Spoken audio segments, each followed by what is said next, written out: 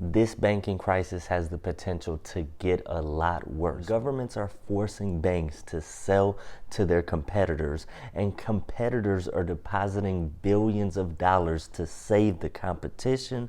You know that you have a problem going on. Deutsche Bank falls, then the whole system could completely collapse. Welcome to the channel. My name is Dennis, and today we're going to be talking about this escalating banking crisis. So just when we thought that it was going to start to get better, it is getting worse. So what's been going on and what does it mean for us? Let's waste no time. Let's get right into the content today. Before we do, if you like content like this, leave a comment down below letting me know what you think.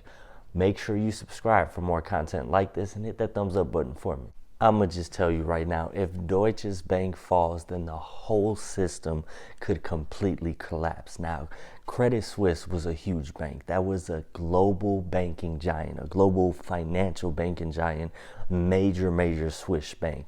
Deutsche Bank is one of Germany's, if not Germany's, largest financial institution. It's one of those systematically important banks. You know, have you heard the term too big to fail? Think about like a JP Morgan Chase, that there's just too much that goes on with that bank, from the retail and the corporate side, the investment side, how bonds and derivatives and everything is swapped. Some of these banks are just so big, such important players on the global scene. Them falling would be an absolute catastrophe. Deutsche Bank, the bank that we are discussing right now, that's in big trouble, that has a lot of stuff going on internally, that is trying to sort out so that it doesn't, become insolvent and can't go about its business. It is one of those too big to fail banks, but it's in a lot of trouble. So with their bonds, so corporate bonds, if you remember with Credit Suisse, is at the point where they got sold off. The corporate bonds, or these certain bonds that they were holding, the government just kind of said, we're wiping that down to zero as part of this merger, as the sale to save the bank. Now, the security on those bonds, or the insurance on those bonds, or different bonds that these institutions have, has now gone up, through the roof. And it's, part of it to do with the whole Credit Suisse thing. Part of it is just to do, investors are just kind of spooked. They don't know where the banking industry is going. So to insure those bonds, that price has gone through the roof. So now, if you're already bleeding money, investors are pulling out, depositors are pulling out, those people with big money are doing it to kind of protect themselves. And now your expenses also start to go up as well. Just think about it like this. If you're an individual, a person, and you lose a large portion of your income, but at the same time your expenses start to rise, that is a recipe for disaster. But that is what this bank has going on right now. And this isn't some little small fry, that this is a big whale in the banking system, and it is scary to know exactly what's going on, and just how quickly it's jumping from one institution to the next.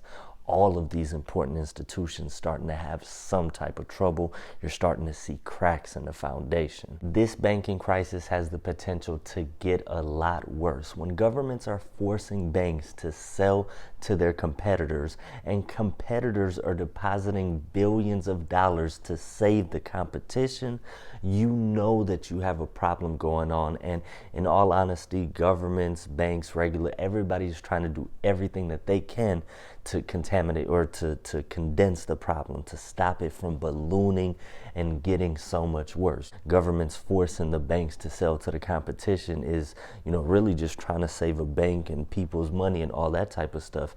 Even, Chase Bank, Bank of America, all of these banks depositing billions into a competitor to make sure that it doesn't be, just completely run out of funds.